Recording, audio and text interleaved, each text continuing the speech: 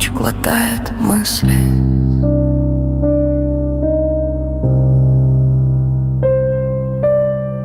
Ветер свищет над полем пустым, алкоголь осыпает мой разум. Голова машет крыльями, как птица, но взлететь уже не может ни сразу. Черный человек садится рядом, говорит: не смей спать сегодня. Он читает про жизни падших, о тех, кто тонет в вине и боли. Я слышу его шепот, он в моей груди как нож.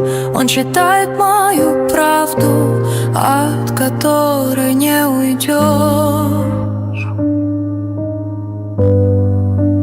Черный человек, зачем ты во мне живешь?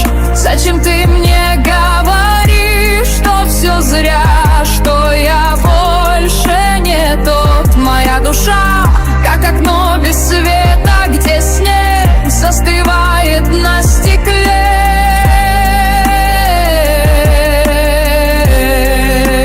Черный человек,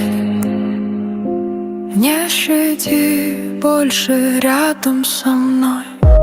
Он смеется, ты ведь поэт, но сам себе стал палачом.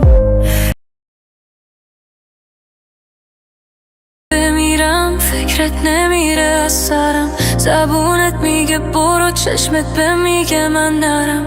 من فقط میخوام روی قلبت بشینم از شهرم. بهم نگو برو که میدونی بیزارم از رفتنم. دیدم دستاتو گرفته بود، من همو گشتم میکردم فرشته بود. میگفتی کنار من حتی جهنمم خوبه. چی شد سر آوردی از بهشت اون؟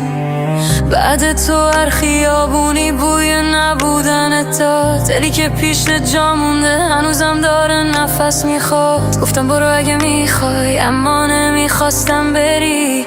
حقیقتش اینه عشقم بعد تو دیگه نمیگذری. میخندیدی پیش من، پشت من اشکاتو پنون. فهمیدم دیر قلبت رفته بود سمت یه قانون. حالا موندم با این زخما، با این شبای نفس گیر. میدونم برد میگردی ولی روزم میگم برگرد یه شب دیر. حتی اگه بمیرم فکرت نمیره از سرم. زبونت میگه برو، چشمت به میگه من نرم.